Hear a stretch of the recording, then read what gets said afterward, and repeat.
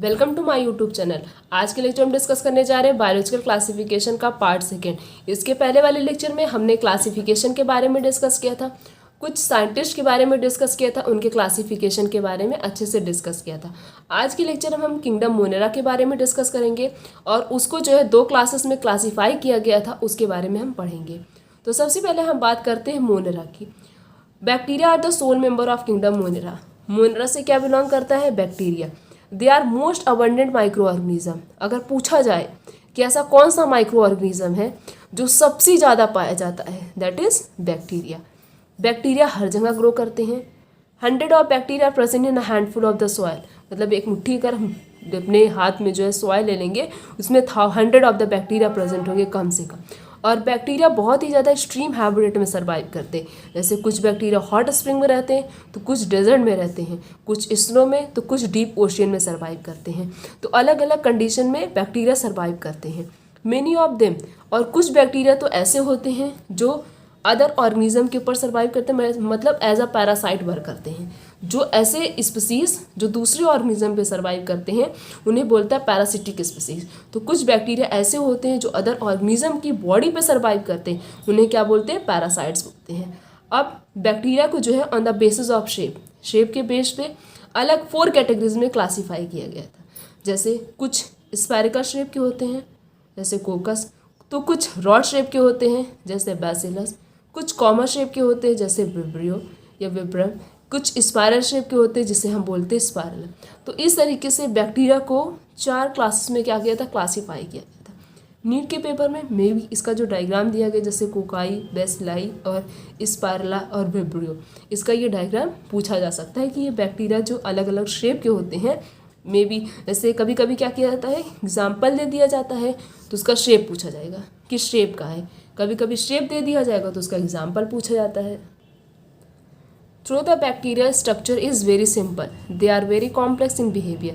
Bacteria का structure तो बहुत ही सिंपल होता है, बट उनका बिहेवियर जो होता है वो बहुत ही ज़्यादा कॉम्प्लेक्स होता है। बैक्टीरिया के अंदर बहुत सारे मेटाबॉलिक मतलब डाइवर्सिटी होती है। बहुत सारे बैक्टीरिया अलग अलग शेप और साइज़ के होते हैं और उनके अंदर बहुत सारे मेटाबॉलिक रिएक्शन भी होती है। कुछ बैक्टीरिया ऐसे होते हैं जो ऑटोट्रॉपिक होते हैं। ऑटोट्रॉपिक का मतलब जो अपना खाना खुद बनाते हैं, synthesize their own food from the inorganic substance से अपना फूड वो खुद प्रिपेयर करते हैं। और जैसे कि दे में भी फोटोसिंथेटिक ऑटोट्रॉपिक और केमोसिंथेटिक ऑटोट्रॉपिक, या फिर वो फोटोसिंथेटिक ऑटोट्रॉपिक होंगे मतलब सनलाइट की हेल्प से अपना फूड प्रिपेयर करेंगे, या फिर उनकी बॉडी में कुछ केमिकल रिएक्शन होगी जिससे वो अपना फूड उससे इनटेक करेंगे फूड को। और but vast majority of bacteria are heterotrophic. ज़्यादातर बैक्टीरिया कैसे होते हैं? हेटरोट्रॉपिक होते हैं। और उससे कम बैक्टीरिया कैसे होते हैं? ऑटोट्रॉपिक होते हैं। और हेटरोट्रॉपिक का मतलब कुछ बैक्टीरिया और ऐसे भी होते हैं जो डेड ऑर्गेनिक मैटर पर डिपेंड होते हैं for the purpose of food. तो बैक्टीरिया कैसे होते हैं? ऑटोट्रॉपिक भी होते हैं। ऑटोट्रॉपिक में कुछ फोटोसिंथेटिक ऑटोट्रॉपिक होते हैं तो कुछ केमोसिंथेटिक ऑटोट्रॉपिक होते हैं। बट मेजॉरिटी ऑफ बैक्टीरिया कैसे होते हैं? Heterotrophic in nature. और उसमें से कुछ ऐसी स्पीसीज होती हैं बैक्टीरिया की जो डेड ऑर्गेनिक मैटर के ऊपर डिपेंडेंट होती है। अब मोनेरा को 2 क्लासेस में क्लासीफाई किया गया था। कौन कौन सा? एक आर्ची बैक्टीरिया, दूसरा क्या था? You bacteria. सबसे पहले हम आर्की बैक्टीरिया के बारे में बात करते हैं। These bacteria are special since they live in some of the most harsh habitat. कुछ इसमें ये बैक्टीरिया जो होते हैं सबसे स्पेशल होते हैं और बैक्टीरिया के कंपेरिजन में बहुत ही ज़्यादा हार्श हैबिटेट, मतलब बहुत ही ज़्यादा हार्ड या बोल सकते हैं बहुत ही क्रिटिकल कंडीशन में ये सर्वाइव करते हैं। जैसे कहाँ कहाँ पाए जाते हैं? कुछ सॉल्टी एरिया में पाए जाते हैं जिसे हम एक स्पेशल नाम से जानते हैं, हेलोफिल्स। कुछ हॉट स्प्रिंग में पाए जाते हैं जिसे हम थर्मो एसिडोफिल्स कहते हैं। तो कुछ मार्सी एरिया में रहते हैं जिसे हम मिथाइनोजन कहते हैं। Archie bacteria differ from other bacteria. Archie bacteria जो होते हैं और बैक्टीरिया से बिल्कुल अलग होते हैं। उनके जो शेल का स्ट्रक्चर होता है वो और बैक्टीरिया के कंपेरिजन में बहुत ही अलग होता है, जिसकी वजह से वो एक्सट्रीम कंडीशन में सर्वाइव कर सकते हैं। जैसे अगर 1 नंबर या 2 नंबर के क्वेश्चन ये बन सकता है कि आर्की बैक्टीरिया इतने ज़्यादा एक्सट्रीम या बोले हार्श हैबिटेट में क्यों सर्वाइव करते हैं? इसलिए कर पाते हैं क्योंकि उनके जो सेल का स्ट्रक्चर होता है वो क्या होता है और बैक्टीरिया के कंपेरिजन में बहुत ही डिफरेंट होता है, अलग होता है। इसी वजह से वो अलग हैबिटेट में इतने ज़्यादा एक्सट्रीम कंडीशन में वो सर्वाइव कर सकते हैं। Methanogen are present in the gut of several ruminant animal such as cow and buffalo. Methanogen किस में प्रेजेंट होता है? कुछ ऐसे एनिमल में, रूमिनेंट एनिमल्स में पाया जाता है, उनके गट में होता है, जैसे काऊ और बफेलो में पाया जाता है। रिस्पॉन्सिबल किसके लिए होता है methanogen? For the production of methane. Methane का प्रोडक्शन कौन करता है? मिथेनोजन करता है। मीथेन को हम कॉमनली बायोगैस भी बोल सकते हैं। From the Dang of this animal, animal के डंग से जो है क्या किया था? मीथेन ऑब्टेन किया जाता है, जिसे हम बायोगैस बोल सकते हैं। और उसका प्रोडक्शन किससे होता है? मिथेनोजन से होता है। तो मिथेनोजन किस में प्रेजेंट होता है? जितने भी रूमिनेंट एनिमल्स होते हैं, जैसे काऊ हो गया, बफेलो, उनमें पाया जाता है। क्या किसके रिस्पॉन्सिबल होता है? क्या प्रोड्यूस करता है? For the production of methane. Methane की प्रोडक्शन के लिए रिस्पॉन्सिबल होता है, जिसे हम कॉमनली बायोगैस भी बोलते हैं। Next is eubacteria. There are thousand of different eubacteria. Eubacteria को ट्रू बैक्टीरिया भी बोला जाता है। They are categorize by the presence of, इनके पास रिजिड सेल वॉल पाई जाती हैं। अगर ये मोटाइल है तो फ्लैजिला प्रेजेंट होगा। अब इसमें जैसे आगे साइनोबैक्टीरिया, जिसे हम ब्लू ग्रीन एल्गी भी बोलते हैं, इनके पास क्लोरोफिल ए होता है और ये ग्रीन कलर के होते हैं, इसलिए इनके पास क्लोरोफिल ए प्रेजेंट होता है। और कैसे होते हैं? फोटोसिंथेटिक ऑटोट्रॉप्स हो करते हैं, मतलब अपना फूड खुद प्रिपेयर करते हैं। द साइनोबैक्टीरिया का नेचर कैसा होता है? यूनिसेलर होते, एक सेल से मिलकर बने होते। कॉलोनियल होते हैं, मतलब जहाँ भी रहते कॉलोनी बना के रहते हैं। फिलामेंटस होते हैं, फ्रेश वाटर में सर्वाइव करते हैं, मैराइन में भी रहते हैं और कभी कभी टेरेस्ट्रियल एल्गी की तरह भी एक्ट करते हैं। The colonies are generally surrounded by the glutinous sheath. इनकी जो कॉलोनी होती है वो किससे सराउंडेड होती है? ग्लटनस सीड से सराउंडेड होती है। ये सब जैसे 1 नंबर के क्वेश्चन में पूछा जा सकता है। साइनोबैक्टीरिया के ऑटोट्रॉपिक होते हैं तो किस टाइप के होते हैं, ये पूछा जा सकता है। क्या इनके पास मतलब सेल वॉल पाई जाती है तो कैसी सेल वॉल होती है?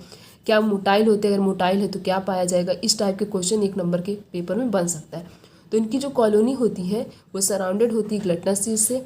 दे often form a bloom in polluted water body, मतलब ये गंदे पानी में भी क्या करते हैं? ब्लूम, चमकते रहते हैं।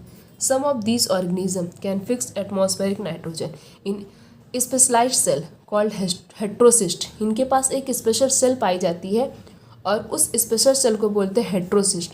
हेट्रोसिस्ट करता क्या है? ये एटमॉस्फेरिक नाइट्रोजन को फिक्स करता है। जैसे कुछ स्पीसीज होते हैं नॉस्टॉक, एनाबीना, इनके अंदर इतनी कैपेसिटी होती है कि ये इन्वायरमेंट में क्या कर सकते हैं? इन्वायरमेंट में एटमॉस्फेरिक मतलब नाइट्रोजन को फिक्स कर सकते हैं। किसकी हेल्प से? हेट्रोसिस्ट। तो अगर पूछा जाए what is heterocyst, heterocyst is a special cell, मतलब एक प्रकार की स्पेशल सेल होती है जो करती क्या है? Fix atmospheric nitrogen is known as heterocyst. मतलब हेट्रोसिस्ट क्या करता है? एटमॉस्फेरिक नाइट्रोजन के फिक्सेशन में हेल्प करता है। अगर हेट्रोसिस्ट के एग्जाम्पल पूछे जाए तो नॉस्टॉक और एनाबीना। और आने वाले चैप्टर में हम कुछ और हेट्रोसिस्ट के एग्जाम्पल के बारे में बात करेंगे। कुछ होते हैं केमोसिंथेटिक ऑटोट्रॉपिक बैक्टीरिया जो ऑक्सीडाइज करते हैं बहुत सारे इनऑर्गेनिक सब्सटेंस को, जैसे कि नाइट्रेट, नाइट्राइट, अमोनिया। और जब इसको ऑक्सीडाइज कर देते हैं उससे क्या निकलती है? एनर्जी निकलती है। किसके फॉर्म में? एटीपी के फॉर्म में। They play a great role. और भी कुछ बैक्टीरिया ऐसे होते हैं जो बहुत इंपॉर्टेंट रोल प्ले करते हैं। कुछ न्यूट्रिएंट्स ऐसे होते हैं जिनको रिसाइकल करते हैं। यही कारण है जिसकी वजह से न्यूट्रिएंट जो है इस इन्वायरमेंट से कभी ख़त्म नहीं होते, क्योंकि बैक्टीरिया पाए जाते हैं। और ये बैक्टीरिया क्या करते हैं? ये क्या करते हैं? इनको जो है फिर से दोबारा से रिसाइकल कर देते हैं। जैसे नाइट्रोजन को करते हैं, फॉस्फोरस को, आयरन को और सल्फर को। अब हेटरोट्रॉपिक बैक्टीरिया का क्या काम होता है? हेटरोट्रॉपिक बैक्टीरिया जो होते हैं नेचर्स में बहुत ही ज़्यादा अबंडेंट होते हैं। ये maximum majority are important for decomposer.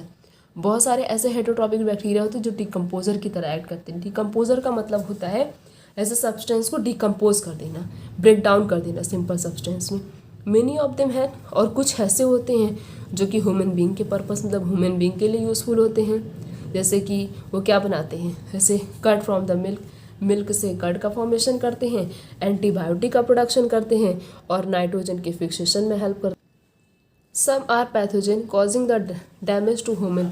कुछ ऐसे होते हैं जो डिजीज़ कॉज करते हैं ह्यूमन बींग में, क्रॉप को डैमेज कर देते हैं, जैसे कि कॉलरा कॉज करते हैं, टाइफाइड, टिटनस, सिट्रस कैंकर।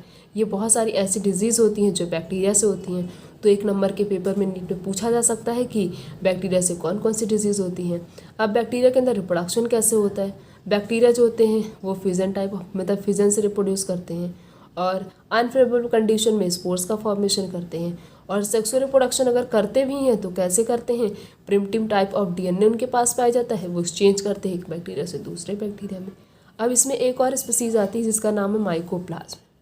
एक ऐसा ऑर्गेनिज्म है जिसके पास सेल वॉल नहीं पाया जाता है और ये सबसे छोटा होता है और ये सर्वाइव करता है विदाउट ऑक्सीजन, मतलब बिना ऑक्सीजन के सर्वाइव करता है। Many mycoplasma are pathogenic in animal and plant. बहुत सारे ऐसे माइकोप्लाज्म होते हैं जो प्लांट और एनिमल की बॉडी पे क्या करते हैं, सर्वाइव करते हैं। तो माइकोप्लाज्म क्या हो गया, एक ऐसा ऑर्गेनिज्म जिसके पास सेल वॉल नहीं पाई जाती है और ये बिना ऑक्सीजन के सर्वाइव करता है और सबसे छोटा होता है। ये इसके कुछ स्पेशल फीचर्स होते हैं। तो इस लेक्चर में हमने किंगडम मोनेरा के बारे में डिस्कस किया। आने वाले लेक्चर में आगे के किंगडम के बारे में हम स्टडी करेंगे। तो आज के लेक्चर यहीं तक। Thank you.